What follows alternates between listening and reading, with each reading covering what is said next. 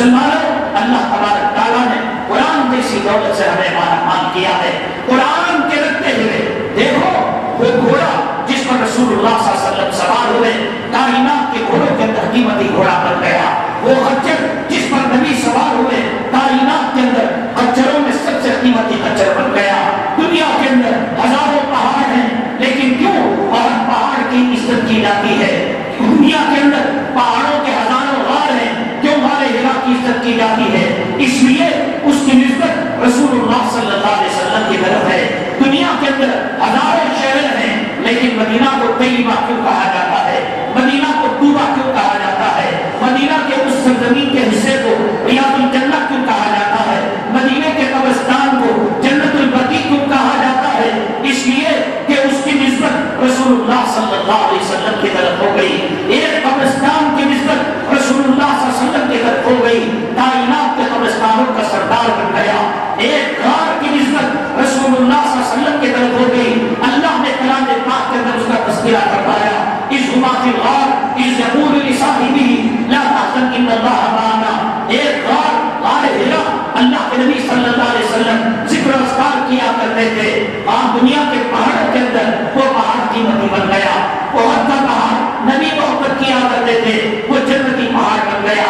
نبی جس پر زمین کے اندر نماز پڑھا کرتے تھے، ریاض الجنہ، وہ جنت کا ٹکڑا بن گیا۔ نبی کی مسجدوں کے ستون کائنات کے ستونوں کے اندر قیمتی ستون بن گئے۔ نبی کے شہر کا قبرستان کائنات کے قبرستانوں کے اندر سب سے قیمتی قبرستان بن گیا۔ مسلمانوں، ہمیں آج احساس کمتری کا شکار ہونے کی کیا ضرورت ہے؟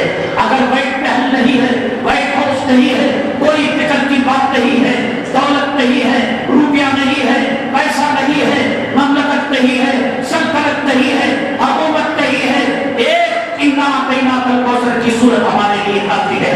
ایک سورۃ فاتحہ ہماری سربلندی کے لیے کافی ہے۔ ایک بسم اللہ الرحمن الرحیم ہماری نجات کے لیے کافی ہے۔ ایک مصباح ہماری ترقی کے لیے کافی ہے۔ ایک وحدت پہاڑ ہماری ترقی کے لیے کافی ہے۔ ایک ریاض الجنہ ہماری ترقی کے لیے کافی ہے۔ مبارک ہو تمہیں سائنس اور ٹیکنالوجی، 2% کا انٹرنیٹ، تمہیں مبارک ہو۔ ہماری ریاض الجنہ کا مقابلہ نہیں کر سکتا، ہماری جنت البقیع کا مقابلہ نہیں کر سکتا۔ کلام پاک کی وہ آیتیں جن کو حروف مقطعات کہا جاتا ہے، الف لام میم طٰ طاسین، جن کا معنی عام طور سے نہیں بیان کیا جاتا۔ حروف مقطعات اللہ کی عزت و جلالت کی قسم، زمین و آسمان کے خزانے دنیا کے ایک پلڑے میں رکھ دیا جائے، اور طاسین طٰ ایک ترازو کے دوسرے پلڑے میں رکھ دیا جائے، طاسین طٰ کا پلڑا بھاری ہو جائے گا۔ ایک طاسین طٰ کی یہ قدر و قیمت 6666 آیتیں، حرم مکی، حرم مدنی، بخاری، مسواک، امامہ، داڑھی، نماز، حج بیت اللہ، جنت البقیع، ریاض الجنہ، حجر اسود، مقام اللہ کا کعبہ، مسجد نبوی، بیت المقدس، کروڑوں نعمتیں رکھ کر آج مسلمان احساس کمتری کا شکار کیوں ہے؟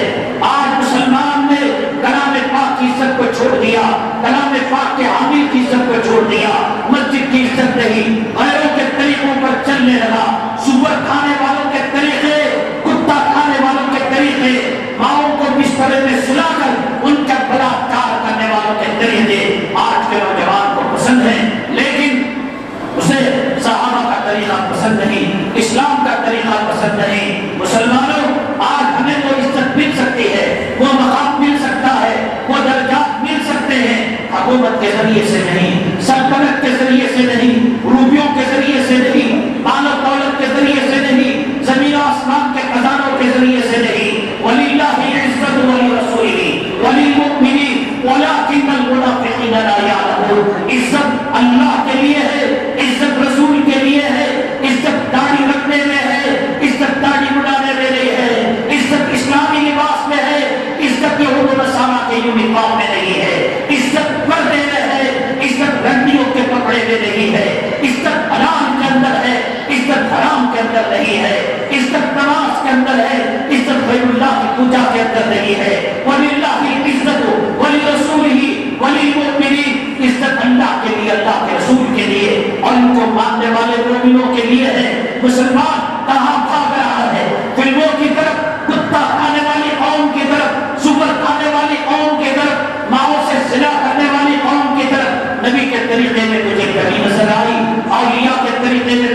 کمی نظر آئی، قرآن کے اندر تجھے کمی نظر آئی، حدیث کے اندر تجھے کمی نظر آئی، اللہ کی عزت و جلالت کی قسم مسلمان تجھے عزت مل سکتی ہے انہی مدارس سے ملے گی، انہی مساجد سے ملے گی، اسی قرآن سے ملے گی، اسی کلمے سے ملے گی۔